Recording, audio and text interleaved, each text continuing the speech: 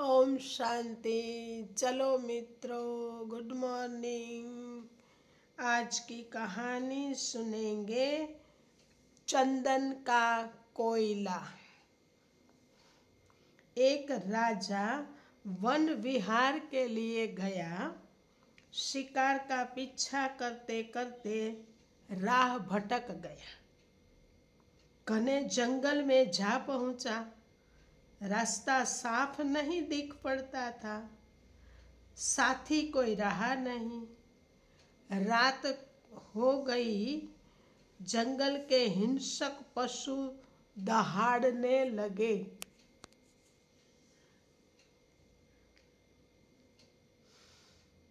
राजा डरा और रात्रि बिताने के लिए किसी आश्रय की तलाश करने लगा। ऊंचे पेड़ पर चढ़कर देखा तो उत्तर दिशा में किसी झोंपड़ी में दीपक जलता दिखाई दिया। राजा उसी दिशा में चल पड़ा और किसी वनवासी की झोपड़ी में जा पहुंचा। अपने को एक राह भूला पथिक बताते हुए राजा ने उस व्यक्ति से एक रात निवास कर लेने देने की प्रार्थना की। वनवासी उदार मन वाला था। उसने प्रसन्नतापूर्वक ठहराया और घर में जो कुछ खाने को था देकर उसकी भूख मिटाई। स्वयं जमीन पर सोया और अतिथि को आराम से नींद लेने लिए अपनी चारपाई उसने दे दी। राजा ने भूख व थकान मिटाई और गहरी नींद में सोया। वनवासी की उदारता पर उसका मन बहुत प्रसन्न हुआ। सवेरा होने पर उसी वनवासी ने सही रास्ते पर छोड़ आने के लिए साथ चलने की भी सहायता की। दोनों एक दूसरे से अलग होने लगे तो राजा को उस एक दिन के सेवा और आतिथ्य का बदला चुकाने का मन आया। परंतु क्या दे? कुछ दे भी तो उस एकांतवासी पर चोर रहने क्यों देंगे?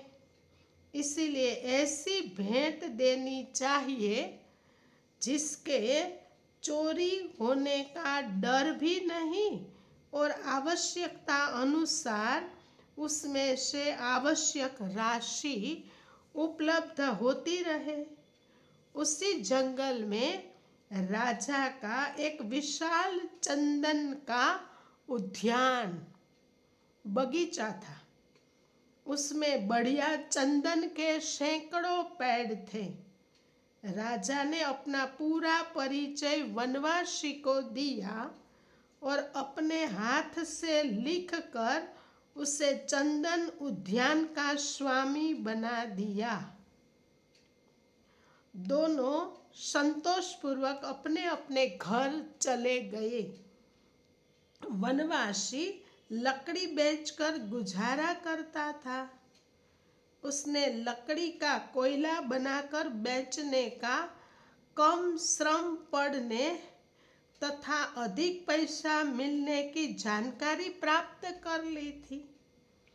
वही रीति नीति अपनाई। पेड़ अच्छे और बड़े थे। आसानी से कोयला बनने लगा। उसने एक के बजाय 2 फेरी निकट के नगर में लगानी आरंभ कर दी ताकि दुगुनी आमदनी होने लगे। वनवासी बहुत प्रसन्न था। अधिक पैसा मिल जाने पर उसने अधिक सुविधा सामग्री खरीदनी आरंभ कर दी और अधिक मौज से रहने लगा। 2 वर्ष में चंदन का प्रायः पूरा उद्यान कोयला बन गया। एक ही पेड़ बचा। एक दिन वर्षा होने से कोयला तो न बन सका। कुछ प्राप्त करने के लिए पेड़ से एक डाली काटी और उसे लेकर नगर गया। लकड़ी में से भारी सुगंध आ रही थी। खरीदारों ने समझ लिया यह चंदन है। कोयले की तुलना में 10 गुना अधिक पैसा मिला। सभी उसी लकड़ी की मांग करने लगे। कहा कि भीगी लकड़ी के कुछ कम दाम मिले हैं, सूखी होने पर उसकी भी और भी अधिक कीमत देंगे।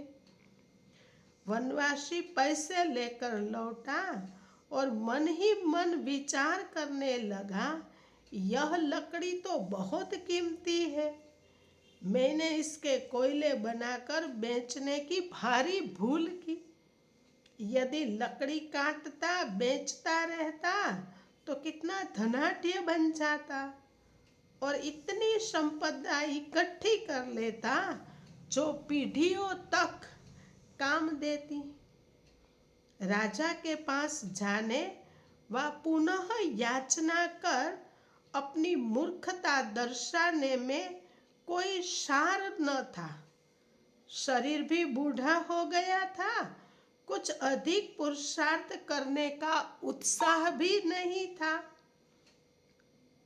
झाड़ियाँ काटकर कोयले बनाने और पेट पालने की वही पुरानी प्रक्रिया अपना ली और जैसे तैसे गुजारा करने लगा।